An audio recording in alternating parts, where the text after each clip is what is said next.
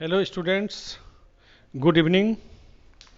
कल हम डिफरेंशिएशन बताए थे, तो कल का वीडियो जो देखे होंगे तो इस डिफरेंशिएशन में हम क्या क्या किए थे भाई, क्या क्या डिफरेंशिएशन में बताए थे, आप ध्यान दीजिए।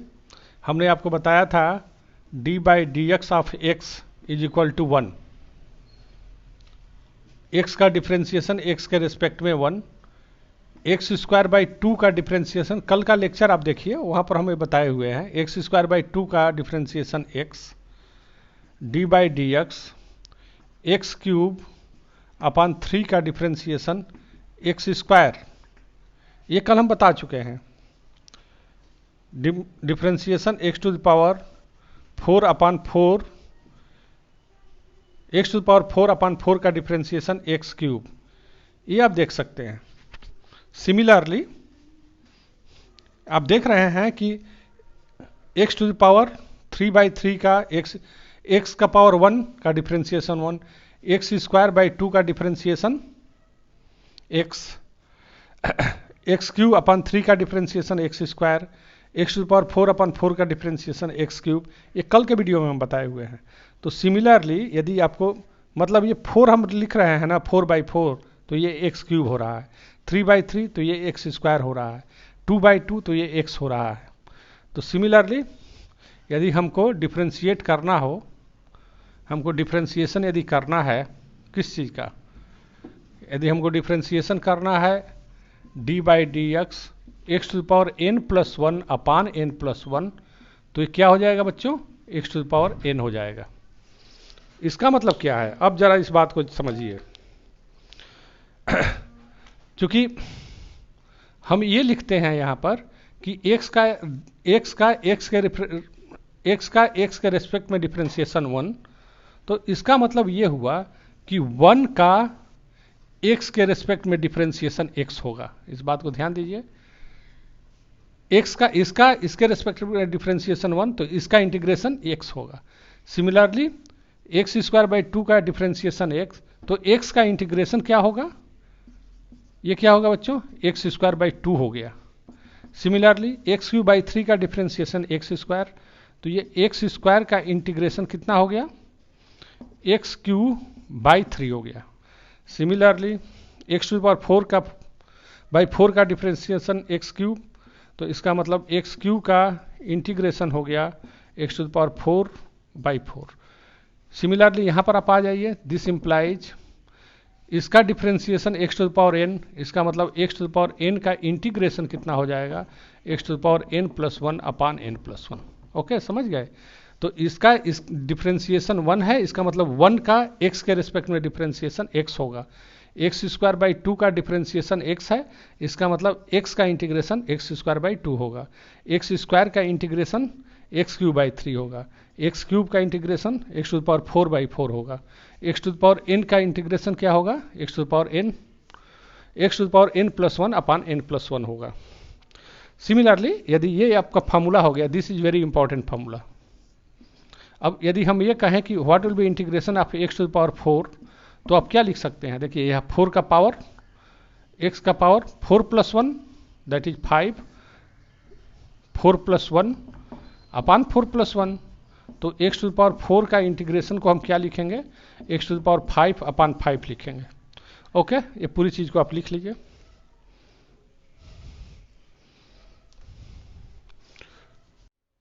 Hello students, good evening. कल हम डिफरेंशिएशन बताए थे, तो कल का वीडियो जो देखे होंगे तो इस डिफरेंशिएशन में हम क्या क्या किए थे भाई, क्या क्या डिफरेंशिएशन में बताए थे, आप ध्यान दीजिए। हमने आपको बताया था d by d x of x is equal to 1, x का डिफरेंशिएशन एक्स के रिस्पेक्ट में 1, एक्स स्क्वायर बाई 2 का डिफरेंशिएशन, कल का लेक्चर आप देखिए वहाँ पर हमें बताए हुए हैं, एक्स स्क्वायर बाई 2 का differentiation x, D by d x cube अपान 3 का डिफरेंशिएशन एक्स स्क्वायर, ये कल हम बता चुके हैं। Differentiation x to the power 4 upon 4, x to the power 4 upon 4 का डिफरेंशिएशन एक्स क्यूब, ये आप देख सकते हैं। सिमिलरली आप देख रहे हैं कि x टू द पावर 3/3 का x का पावर 1 का डिफ्रेंसिएशन 1, x स्क्वायर बाई 2 का डिफ्रेंसिएशन x क्यूब अपन 3 का differentiation x square, x to the power 4/4 का डिफ्रेंसिएशन x क्यूब, ये कल के वीडियो में हम बताए हुए हैं। तो सिमिलरली यदि आपको मतलब ये 4 हम लिख रहे हैं ना 4/4, तो ये x क्यूब हो रहा है, 3/3 तो ये x स्क्वायर हो रहा है, 2/2 तो ये x हो रहा है। तो सिमिलरली यदि हमको डिफ्रेंशिएट करना हो, हमको डिफ्रेंशिएशन यदि करना है किस चीज़ का, यदि हमको डिफ्रेंशिएशन करना है d/dx x to the power n+1 upon n+1, तो ये क्या हो जाएगा बच्चों, x to the power n हो जाएगा। इसका मतलब क्या है, अब जरा इस बात को समझिए। क्योंकि हम ये लिखते हैं यहाँ पर कि x के रेस्पेक्ट में डिफरेंशिएशन 1, तो इसका मतलब ये हुआ कि 1 का x के रेस्पेक्ट में डिफरेंशिएशन x होगा। इस बात को ध्यान दीजिए, x का इसके रेस्पेक्ट में डिफरेंशिएशन 1, तो इसका इंटीग्रेशन x होगा। सिमिलरली x स्क्वायर बाई 2 का डिफरेंशिएशन x, तो x का इंटीग्रेशन क्या होगा, ये क्या होगा बच्चों, x स्क्वायर बाई 2 हो गया। सिमिलरली x क्यूब बाई 3 का डिफरेंशिएशन x स्क्वायर, तो ये x स्क्वायर का इंटीग्रेशन कितना हो गया, x क्यूब बाई 3 हो गया। Similarly x to the power 4 का बाई 4 का डिफरेंशिएशन x क्यूब, तो इसका मतलब x क्यूब का इंटीग्रेशन हो गया x to the power 4/4। Similarly यहाँ पर आप आ जाइए, दिस इम्प्लाइज इसका differentiation x to the power n, इसका मतलब x to the power n का इंटीग्रेशन कितना हो जाएगा, x to the power n+1 upon n+1। Okay, समझ गए। तो इसका इस डिफरेंशिएशन 1 है, इसका मतलब 1 का x के रिस्पेक्ट में डिफरेंशिएशन x होगा। x स्क्वायर बाई 2 का डिफरेंशिएशन x है, इसका मतलब x का इंटीग्रेशन x स्क्वायर बाई 2 होगा। x स्क्वायर का इंटीग्रेशन x क्यूब बाई 3 होगा, x क्यूब का integration x to the power 4/4 होगा, x to the power n का इंटीग्रेशन क्या होगा, x to the power n+1 upon n+1 होगा। सिमिलरली यदि ये आपका फार्मूला हो गया, this is very important formula. अब यदि हम ये कहें कि what will be integration of x to the power 4, तो आप क्या लिख सकते हैं, देखिए यह 4 का पावर x का पावर 4+1 दैट इज 5, 4+1 अपान 4+1, तो x टू द पावर 4 का इंटीग्रेशन को हम क्या लिखेंगे, x टू द पावर 5 अपान 5 लिखेंगे। ओके, ये पूरी चीज़ को आप लिख लीजिए।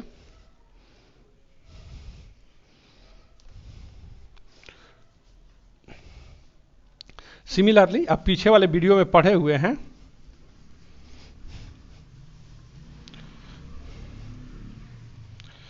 पीछे वाले वीडियो में आप पढ़े हुए हैं क्या,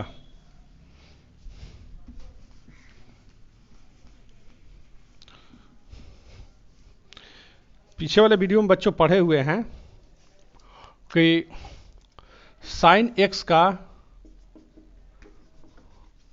d/dx ऑफ साइन x का डिफरेंशिएशन पढ़े हुए हैं cos x, और cos x का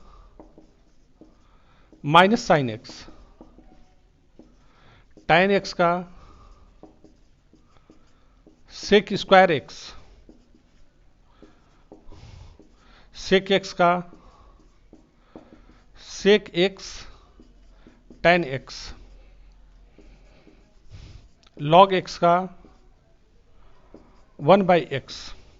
तो यदि sin x का डिफरेंशिएशन cos x है, इसका मतलब क्या हुआ, इसका मतलब हुआ कि cos x का इंटीग्रेशन कितना हो जाएगा बच्चों, sin x हो जाएगा। sin x का इंटीग्रेशन कितना हो जाएगा, sin x का इंटीग्रेशन हो गया माइनस cos x, इंटीग्रेशन का यह साइन है। sec स्क्वायर का इंटीग्रेशन कितना हो जाएगा, sec स्क्वायर का integration tan x, sec x tan x का इंटीग्रेशन कितना हो जाएगा, sec x tan x dx is equal to sec x हो गया, ये 1 अपान log x का 1/x। तो it means this implies 1/x का इंटीग्रेशन कितना होगा, this implies what will be integration of 1 by x का इंटीग्रेशन लॉग एक्स हो गया, 1 बाई एक्स का इंटीग्रेशन लॉग एक्स। तो ये रहा, ये सब फार्मूले हैं। अब कोई पूछेगा कॉस एक्स का इंटीग्रेशन कितना होगा बच्चों, तो साइन एक्स का cos x, sec square x का टेन एक्स। तो इसको भी आप नोट कर लीजिए। और भी है, जैसे डिफरेंशिएशन आप पढ़े हैं, d y d x of e to the power x का differentiation e to the power x है। इसका मतलब e to the power x का इंटीग्रेशन हो जाएगा e to the power x, ऐसे आप लिख सकते हैं। कॉट एक्स का आप माइनस कोसेक स्क्वायर एक्स लिखे हुए हैं, तो कोसेक स्क्वायर एक्स का कितना हो जाएगा, माइनस कॉट एक्स हो जाएगा। Okay, you note down it.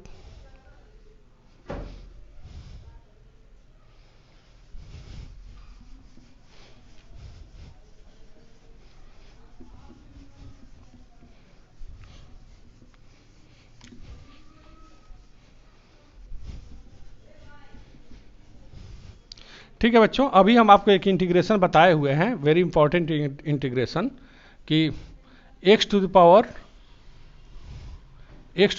n का इंटीग्रेशन अभी हमने बताया x to the power n plus 1 upon n plus 1, ये इंटीग्रेशन आप पढ़े हुए हैं। तो इसका मतलब क्या हुआ, यदि हम n की जगह पर 0 रख दें, दिस इंप्लाइज x का पावर 0 हम कर दें, तो x का पावर 0 प्लस 1 अपान 0 प्लस 1, तो किसी भी चीज़ का पावर 0 होता है तो वैल्यू क्या हो जाएगी, 1 dx। अब 0 प्लस 1 बाई 1, तो ये x हो गया, यानी 1 dx या ओनली dx का इंटीग्रेशन हो गया x। सिमिलरली ये बहुत इंपॉर्टेंट है, आप इसको नोट कर लीजिए। हम पहला ये लिख रहे हैं, सेकेंड x dx कितना होगा, यहाँ पावर 1 है, तो इसको हम लिखेंगे x का power 1 plus 1 that is 2 upon 1 plus 1 2, ये हो गया। x dx कितना होता है बच्चों, एक्स स्क्वायर बाई 2। अच्छा देखिए, ये वैल्यू आप याद करके रखेंगे। सिमिलरली मान लीजिए हमारा यहाँ t to the power n यदि करेंगे तो t to the power n is equal to, ये हो गया t का power n plus 1 upon n plus 1। तो यहाँ पर यदि t का पावर हम 0 कर दें, तो t का पावर 0 प्लस 1 अपान 0 प्लस 1, तो t का पावर 0 कहने का मतलब क्या हुआ, t का पावर हम 0 कह रहे हैं, इट मीन्स व्हाट, t का पावर 0 कह रहे हैं, उसकी वैल्यू तो 1 हो गई, इसकी वैल्यू 1 हो गई, तो 1 dt इज इक्वल टू ये t हो गया। जैसे हमारा 1 dx is equal to x, तो इससे dt is equal to t हो गया। सिमिलरली du इज इक्वल टू हम लिखेंगे तो u हो जाएगा, फिर t dt, यहाँ पर जैसे x dx हमारा आया था, तो t dt कितना हो जाएगा, this implies t square by 2। एक और हम आपको बता दे रहे हैं, सिमिलरली ये t की बात रही है, इसी को हम u के फॉर्म में लिखें तो मान लीजिए u का पावर n है, तो क्या लिखेंगे, u का power n plus 1 upon n plus 1। तो हमारा यदि 1 du की बात करेंगे तो क्या लिखेंगे u, और u du की बात करेंगे तो u स्क्वायर बाई 2। ये इंटीग्रेशन हो गया, इसको आप नोट कर लीजिए।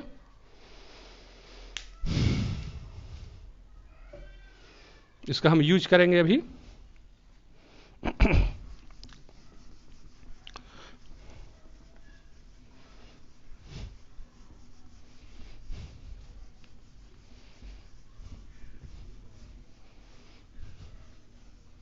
देखो बच्चों, हमने अभी लिखा है यहाँ पर कि 1 dx, ये x हमने बताया, x dx x square by 2 बताया, 1 dt को हमने t कहा, t dt को t स्क्वायर बाई 2 कहा, u du को हम u स्क्वायर बाई, केवल du को हम क्या कह रहे हैं, u कहेंगे, और u du को हम क्या कहेंगे, u स्क्वायर बाई 2।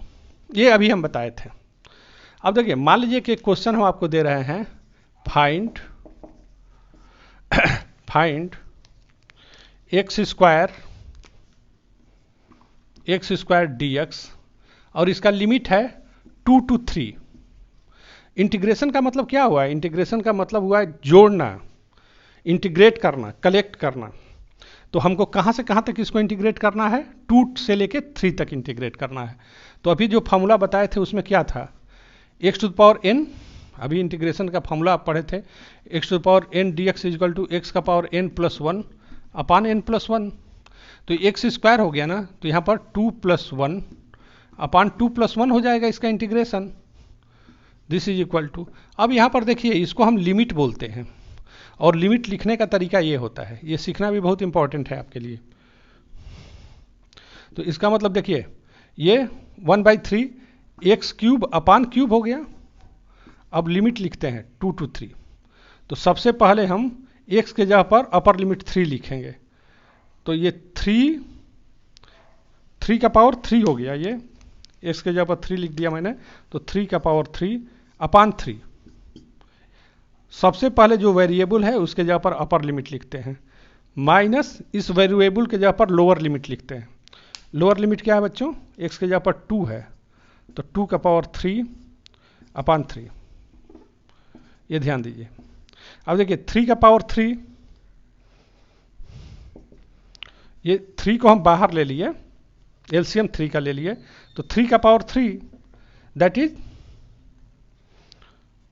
27 हो गया, 3 इंटू 3 इंटू 3, 2 का पावर 3 8 हो गया, तो 27 minus 8 that is 19 upon 3।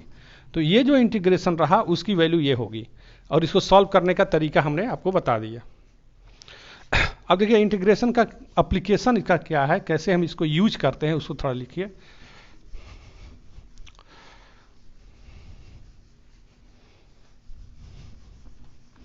First equation of motion, heading आप डाल लीजिए first equation of motion.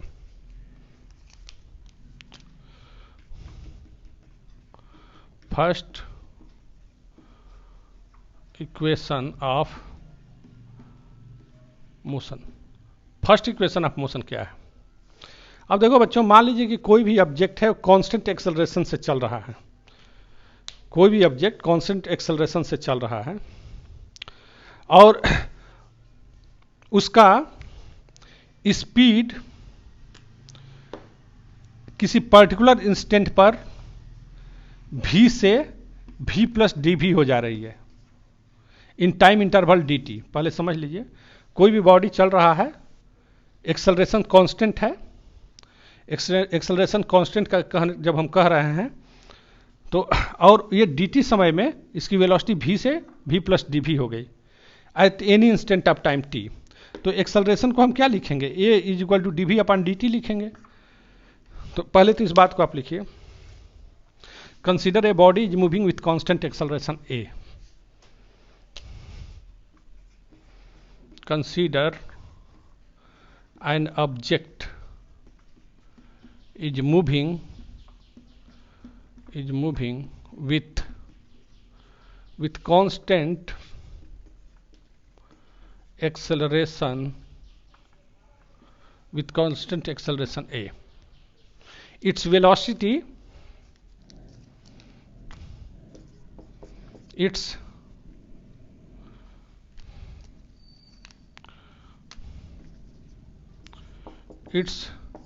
velocity changes from v to v plus dv, v से इतना बढ़ गया in time interval dt eight any instant of time t। किसी particular समय पर इसकी वेलोसिटी क्या हो गई बच्चों, v से बढ़ के v प्लस डी वी हो गई। ठीक है, इसको आप नोट कर लीजिए। ये जस्ट इसको ऐसे रहने दीजिए, हमको जरूरत पड़ेगी तो इसका यूज करेंगे। इसको जरा ग्राफ से समझ लीजिए। हम वेलोसिटी और टाइम में हम ग्राफ प्लॉट करते हैं। यदि वेलोसिटी और टाइम में हम ग्राफ प्लॉट करें तो मान लीजिए कोई बॉडी है, उसकी ये वेलोसिटी है और वेलोसिटी चेंज हो रही है टाइम के साथ, इस ढंग से चेंज हो रही है, और किसी पर्टिकुलर समय पर क्या हो रहा है, किसी पर्टिकुलर इंस्टेंट पर हम देख रहे हैं कि dt समय में उसकी वेलोसिटी क्या हो रही है, कितनी चेंज हुई है। एक्सेलरेशन कांस्टेंट है, कांस्टेंट एक्सेलरेशन की बात करेंगे तो dv बाई dt हर एक जगह सेम होना चाहिए। तो मान लीजिए कि किसी पर्टिकुलर इंस्टेंट पर उसकी वेलोसिटी क्या होगी, उसकी वेलोसिटी कितनी चेंज हुई, dv चेंज हुई। जैसे हम 10 बजे देख रहे हैं तो 10 बजे वेलोसिटी उसकी कितनी बढ़ गई, मान लीजिए 2 मीटर पर सेकंड से 5 मीटर पर सेकंड हो गई, और 2 मीटर पर सेकंड से 5 मीटर पर सेकंड होने में कितना टाइम लगा होगा, dt लगा समय। dt समय में वेलोसिटी कितनी बढ़ी है, dv बढ़ी है। तो acceleration is equal to then acceleration a is equal to change in velocity upon change in time. Any doubt to anyone? No. ये जो ग्राफ प्लॉट कर रहे हैं जीरो मत, कोई जरूरी नहीं कि इसकी इनिशियल स्पीड जीरो है, मान लीजिए शुरू में इसकी स्पीड u है, ऐसे ग्राफ को प्लॉट कर लीजिए।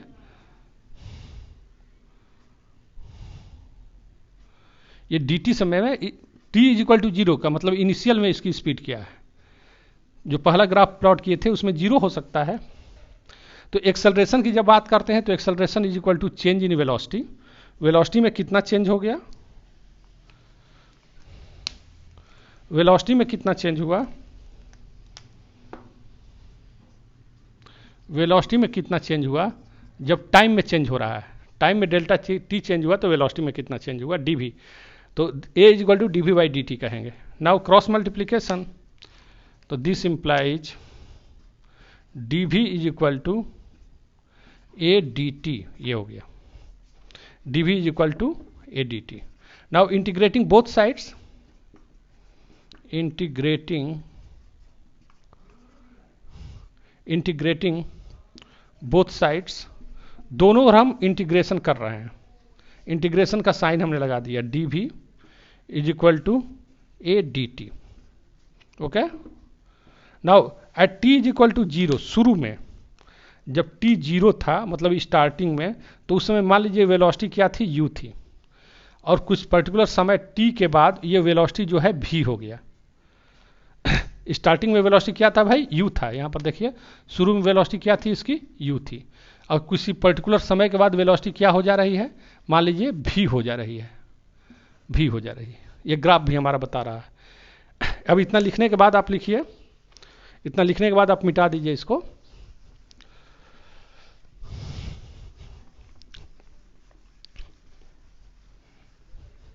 देखिए 1 dv को आप क्या लिखेंगे, 1 dv को आप v कहते हैं, जैसे हमने बताया यहाँ पर देखिए 1 du को आप u कहेंगे, 1 dv को आप v कहेंगे, तो यहाँ पर आप लिखेंगे v।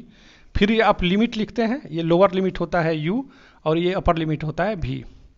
फिर जो डिफरेंस जो कांस्टेंट है हम एक स्टेप और नीचे लिख सकते हैं, यहाँ पर dv इज इक्वल टू जो भी कांस्टेंट है आप उसको इंटीग्रेशन के बाहर लिख सकते हैं, dt u dt, जो क्योंकि कांस्टेंट एक्सेलरेशन आपने लिखा ही है। शुरू में जब टाइम t था तो t is equal to zero, t is equal to zero पर वेलोसिटी क्या थी, u थी, और जब t की वैल्यू किसी पर्टिकुलर समय पर वेलोसिटी v हो गई, ऐसे हम लिख सकते हैं। बस ये ऊपर वाले टर्म से भी हमारा काम चल सकता है, नहीं दिख रहा है तो आगे इसी टर्म को आप लिख लीजिए। दिस इंप्लाइज u v, ये dv आप लिख लीजिए, a को आप बाहर लिख सकते हैं इंटीग्रेशन के बाहर, dt। स्टार्टिंग में जब t जीरो था तो वेलोसिटी u था, at time t velocity v हो गया। इसको आप नोट कर सकते हैं। a को बाहर आपने ले लिया, ओके, a को बाहर ले लिया। अब 1 dt को क्या लिखेंगे, 1 dt आप देखिए हम स्टार्टिंग में किए थे, 1 dt को आप t लिख सकते हैं, t लिख सकते हैं, dt का t के रेस्पेक्ट में डिफरेंशिएशन t, लिमिट क्या है 0 टू t। अब हम आपको बताए थे इस v के जगह पर सबसे पहले अपर लिमिट लिखते हैं, इस v के जगह पर सबसे पहले ऊपर वाली वैल्यू लिखते हैं v माइनस, इसी v के जगह पर लोअर वाली वैल्यू लिखते हैं, लोअर लिमिट u लिखते हैं, v के जगह पर अपर लिमिट लिख दिए, फिर इसी v के जगह पर लोअर लिमिट लिखे इज इक्वल टू a, इस t के जगह पर अपर लिमिट लिखे t माइनस इसी t के जगह पर लोअर लिमिट लिखे, तो this implies v minus u is equal to a t. तो ये आपको इक्वेशन मिल गया। आप यहां देख सकते हैं कि v is equal to u plus a t, v is equal to u plus a t. This is known as first equation of motion. v is equal to u plus a t, this is first equation of motion by calculus method. तो हमने ये integration का हम कैसे use करते हैं ये हम आपको बता दिए। This is first equation of motion, first equation of motion. Okay, now next second equation of motion भी देख लीजिए। सेकेंड इक्वेशन ऑफ मोशन भी आप देख लीजिए।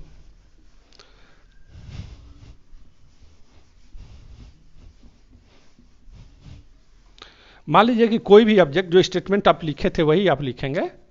Second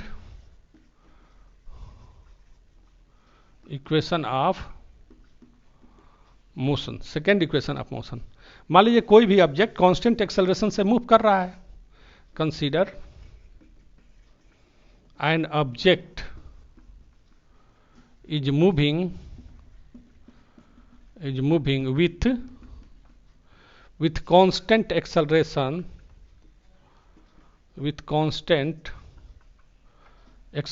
a। मान लीजिए कोई भी बॉडी कांस्टेंट एक्सेलरेशन से मूव कर रहा है और इसका जो पोजीशन है, इसका पोजीशन चेंज हो रहा है, इसका पोजीशन x चेंज हो रहा है टाइम के साथ।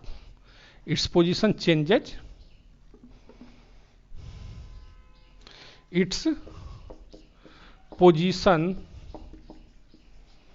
changes from x to x plus dx, x से x plus dx हो गया, in time interval dt at any instant of time t। किसी पर्टिकुलर समय पर इसकी वेलोसिटी क्या हुई, इसका पोजीशन क्या हो गया भाई, इसका पोजीशन x से x प्लस dx हो गया। पहले पोजीशन इसका क्या था, ये x था, कुछ समय के बाद कितना हो गया, x प्लस dx हो गया। इसका पोजीशन में चेंज कितना हो गया है, ये dx पोजीशन में चेंज हुआ, और dx पोजीशन में चेंज होने में टाइम कितना लगा है, dt टाइम लगा हुआ है। तो वेलोसिटी उस इंस्टेंट पर वेलोसिटी क्या होगा, what will B velocity of the body at that instant. इसको हम मिटा देते हैं, आप लिख लेंगे। Now the velocity of the body at that instant,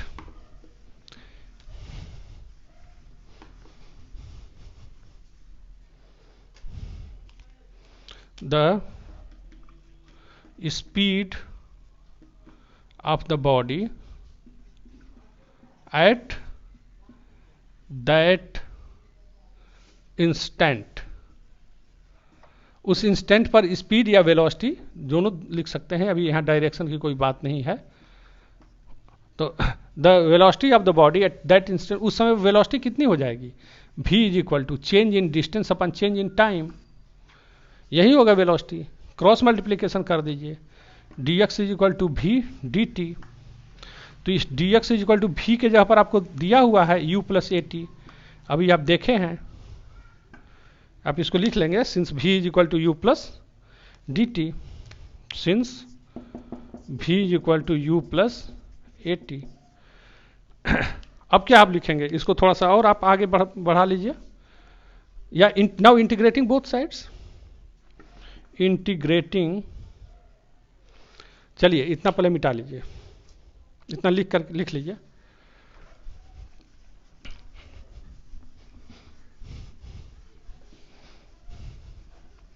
Now integrating both sides,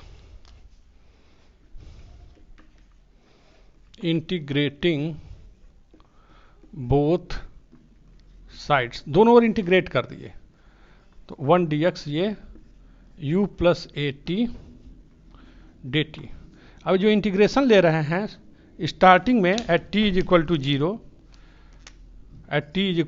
starting में पोजीशन क्या था, बॉडी का x 0 था, और कुछ समय के बाद पोजीशन क्या हो गया उस बॉडी का, मान लीजिए x हो गया। इसको हम दूसरे ढंग से इसको हम दूसरे ढंग से हम आपको समझा दे रहे हैं। आप देखिए, मान लीजिए कोई भी बॉडी चल रही है moving in a straight line, और शुरू में स्टार्टिंग में जब हम स्टार्ट यहाँ से कर रहे हैं तो इसका पोजीशन कहाँ था, कितना था, x0 था।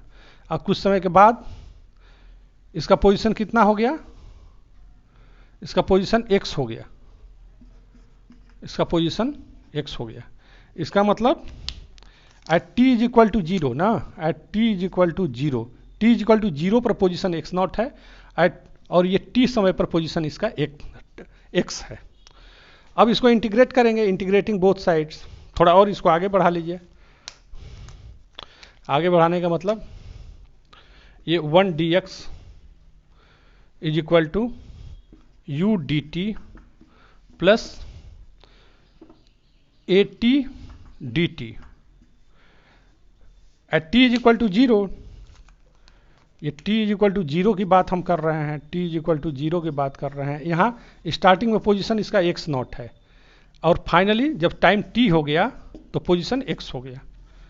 अब देखो बच्चों, वहाँ पर हम आपको बताए हुए हैं कि 1 dx कितना होता है। अब देखिए 1 dx हमने बताया, यहाँ पर x था इंटीग्रेशन में, x। u इनिशियल वेलोसिटी ये कांस्टेंट होगा, इसको आप इंटीग्रेशन के बाहर ले सकते हैं। शुरू में वेलोसिटी क्या होगी, जो भी वेलोसिटी हो गया वो तो कांस्टेंट हो गया। स्टार्टिंग में जो भी वेलोसिटी रहेगी, मान लीजिए आप LKG में जो भी नंबर पा लिए, तो आप 12 में जाएंगे तो वो तो चेंज नहीं ना होगा। तो स्टार्टिंग वेलोसिटी क्या होगी, वो कांस्टेंट रहेगी। तो u को हम बाहर ले लिए dt।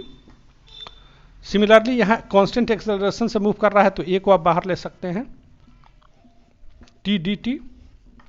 तो अब ये पोजीशन, लिमिट लिख लीजिए। यहाँ पर limit t is equal to 0 था, t था, यहाँ t इज इक्वल टू 0 था, t था। यहाँ पर शुरू में पोजीशन x0 था, फिर फाइनल पोजीशन x हो गया। इसको आप नोट करिए सब लोग मिलके। ओके,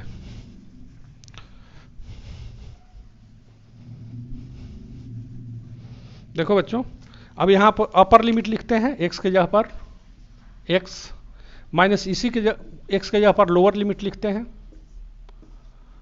x के जगह पर upper limit x minus x के जगह पर lower limit x0 is equal to u। 1 dt को क्या लिखते हैं, आपको पता है 1 dt t होगा।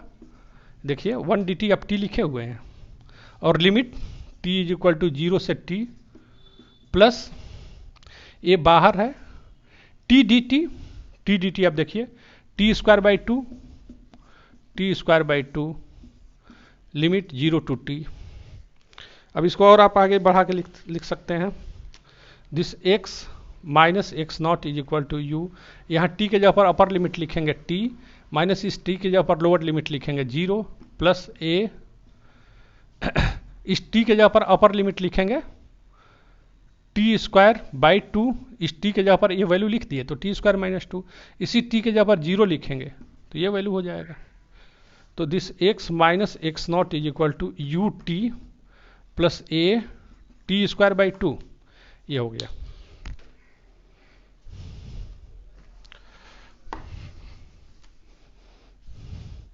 तो इसको हम लिख सकते हैं बच्चों, देखो ये x माइनस x0 ये तो डिस्प्लेसमेंट हो गया, ये इसी को x बोलते हैं।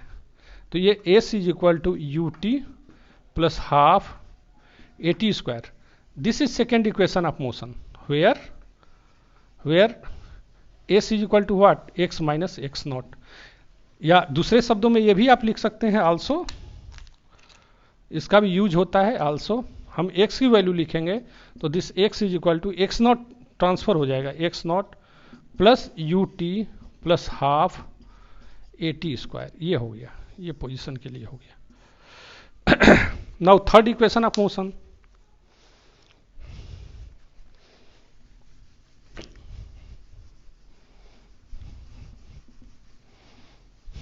ठीक है बच्चों, third equation of motion next day करेंगे।